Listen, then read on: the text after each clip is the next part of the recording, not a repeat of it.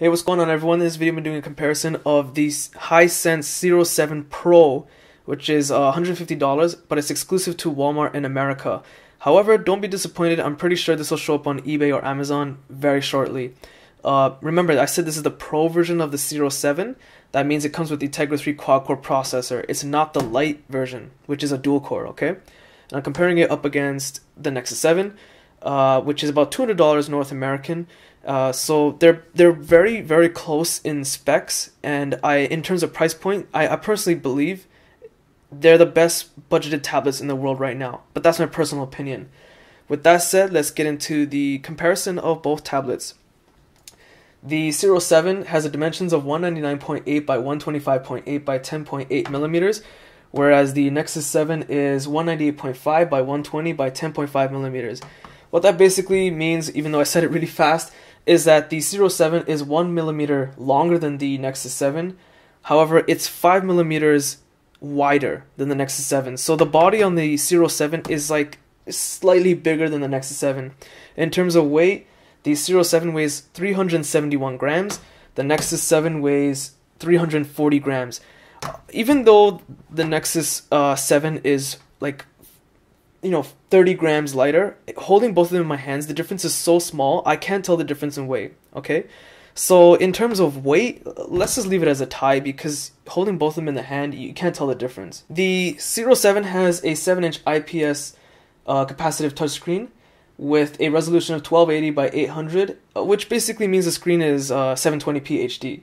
There's no official listing for the PPI on the screen. In fact, there's no official details as to whether or not there is a scratch-resistant glass. I'm sure there is, but officially there's no information given by Hisense. The Nexus 7 has a 7-inch backlit IPS display with a resolution of 1280 by 800, which again is basically 720p HD, and it has 216 PPI with scratch-resistant Corning glass. So in terms of the screen, I'll get into which one's the better one in shortly. Let's just keep moving along. Both of them have 1 gig of RAM. The Sero 7 has an NVIDIA Tegra 3 quad-core processor, which is clocked at 1.3 gigahertz. The Nexus 7 has the same processor type, but it's clocked at 1.2 gigahertz, which is basically 100 megahertz less on the Nexus 7. In terms of the GPU, no official details is given on the Sero 7. I would assume it's something to do with NVIDIA though. I'm pretty sure they made it because, it is NVIDIA we're talking about in GPUs. For the Nexus 7, the official details of the GPU is it's running a ULP GeForce. Alright, so moving along to cameras. Okay, the Sero 7 has a rear-facing camera. Despite, I personally think that's completely useless on a tablet, but whatever, it's there. It's 5 megapixels, records at 1080p and 30 frames per second, and it has absolutely horrendous quality. If you want to see the quality, like sample pictures and videos taken with the Sero 7, or maybe a gaming demo, or even the in-depth review I do of this tablet, all those links, including Nexus 7 links, can be found in the description below, and I go into much more details for each individual device in certain aspects, okay? But as for the front-facing camera, it has a really low quality front-facing camera as well. It's 480p and it records in 30 frames per second. The Nexus 7 only has a front-facing camera which records at 720p and 30 frames per second, which is also bad quality. However, because rear-facing cameras are useless to me on a tablet, I have to say that the better camera here is on the Nexus 7. Even though it only has front-facing, to me that's important on a tablet, but its quality is better than the Sero 7. The Sero 7 has two horrible cameras. The Sero 7 has a 4000 milliamp battery. As for the technology behind it, it's unknown what it is. If it's Li-ion or something else, most likely it is Li-ion, but officially it's not listed. The Nexus 7 battery is 4325 milliamps Li-ion battery. And I gotta say, within 24 hours of usage, within 24 hours, I went from 100% to 10% on the Sero 7 with 4 hours of video playback. Whereas with the Nexus 7, within 24 hours, going from 100% to 10%, I was able to watch about 9 hours of video. So in terms of battery performance, the Sero 7, yeah, it's okay, but for a tablet, it could be better. The Nexus 7 battery just rips it apart and it wins against the Sero 7 battery easily. In terms of connectivity, on both tablets you have the usual GPS, Wi-Fi, 802.11 ABGN support. You have an NFC chip available on both, Bluetooth. Here's the key difference though. In terms of connectivity, the Sero 7 has a micro SD card slot which supports up to a maximum of 32 gigabytes expandable storage and a mini HDMI port. Both those, the external storage and the HDMI port, is not available on the Nexus 7.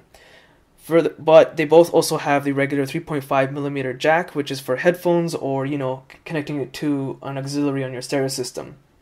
In terms of storage, the Sero 7 comes with 8 gigs internal, but its saving grace is the micro SD card slot. However, but 8 gigs is not really that much even for internal, so it might disappoint some people, but hey, it's a really budgeted tablet. The Nexus 7 kind of varies.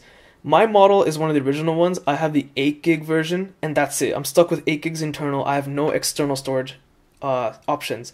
There's a 16 gig model available and the newly released 32 gig model.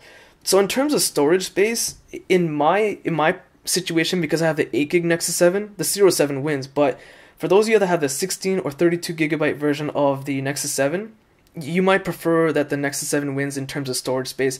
That's more of dependent on what type of model of the Nexus 7 you have. The Sero 7 has stock Android 4.2.1. The Nexus 7 is upgradable to stock Android 4.2.2. The only difference between those two versions of Android is a Bluetooth fix. So 4.2.1, 4.2.2, it's just a Bluetooth fix difference. Everything else is identical. There is one thing though, the Sero 7 came with a Walmart and Sam's Club app. You'll notice that both of them are not in the apps listing because I was able to uninstall it. However, Voodoo, which is owned by Walmart as well, cannot be uninstalled, which is bizarre. You would think they would want to keep the Walmart app on no matter what. And the other difference of this stock Android is that it comes with this extra button right here at the bottom. It's a screenshot taking button.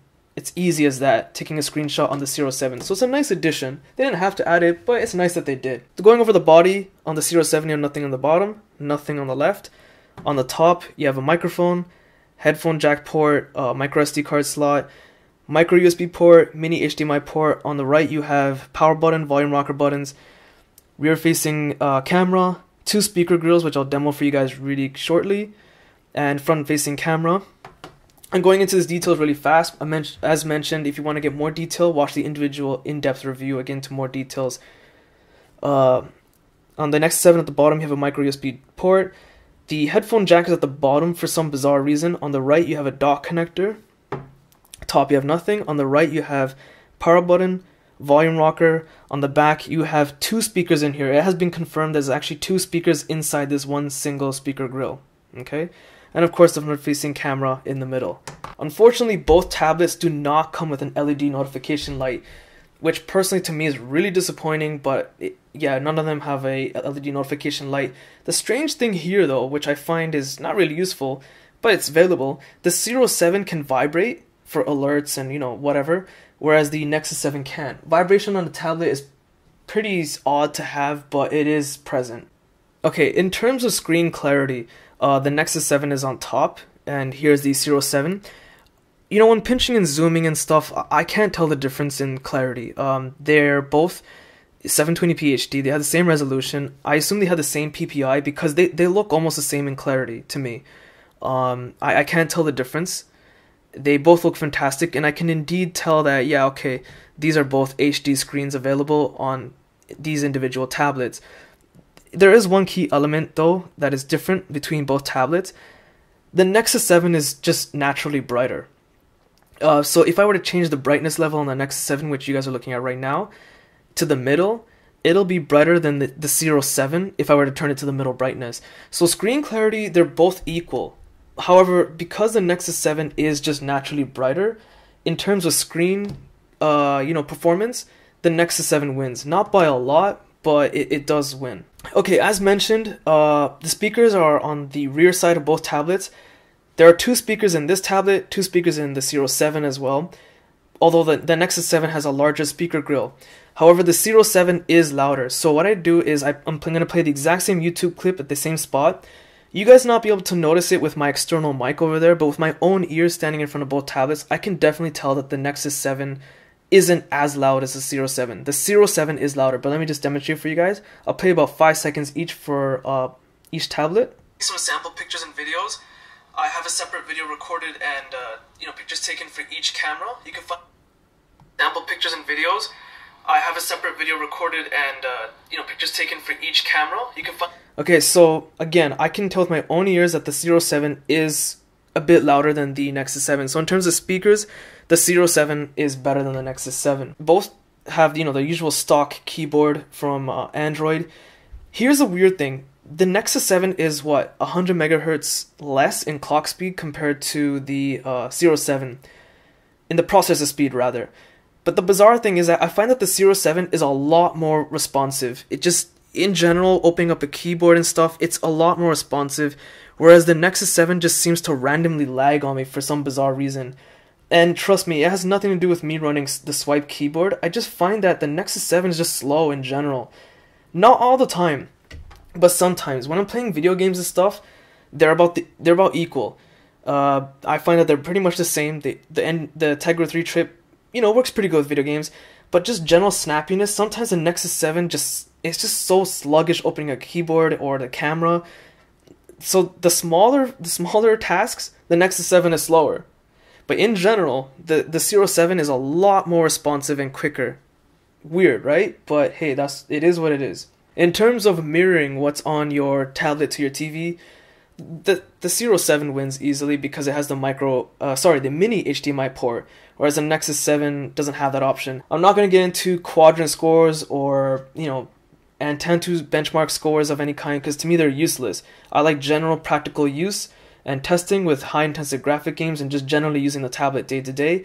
And I can say that the Sero 7 is just generally faster, but in terms of general game performance, they're about the same. So in terms of web browsing, the Nexus 7 is still here, and this is the Sero 7. They both do an adequate job. This is the BBC UK news website, the desktop version. You'll notice that both tablets are generally responsive. You should never zoom in this much on a website anyway, but it's just to give you an idea that both of them are able to hold their own with this much detail flying around. But again, they're not too often, but the Nexus 7 does have its random small lag spikes. Okay, so I've pretty much given you a comparison, breakdown almost every element. One of the last things I want to mention is which is most comfortable to hold. The Nexus 7 has curved edges along each edge, which gives you like a more natural feel. Of course, the Sero 7 has curved edges as well, but because the Nexus 7 is slightly, it's not as wide, it's slightly smaller in that sense, it feels more comfortable to hold because it's not straining my hand too much. If you have smaller hands, you will notice a big difference between the two tablets. The Nexus 7 will feel a lot easier to hold, especially for e-reading if you're used to holding it in one hand. That doesn't mean the Sero 7 is uncomfortable. It's actually very comfortable. The padding on the back of the Sero 7 is actually a lot more comfortable than the Nexus 7, in my personal opinion. But since it's slightly wider, it makes it a little bit harder to hold in one hand. Again, if you have smaller hands. My personal opinion, I would say which one to get. It's a draw. Because I have the 8GB version of the Nexus 7, I would recommend you get the Sero 7 instead. But if you have the 16 or 32GB model of the Nexus 7, despite it being, having the random lag spikes just here and there with the keyboard opening up and stuff, I would still say you probably stick with the 16 32GB model of the Nexus 7, mainly because you're bound to get Android updates sooner with the Nexus 7. Whereas Hisense is known for making TVs and stuff, but I'm not sure about their track history with mobile devices. This might be the first for all I know. They're very popular in Asia, I know that much for sure, but I'm not sure what they're going to do about future updates. So that's my comparison video of the Nexus 7 and the Sero 7 Pro.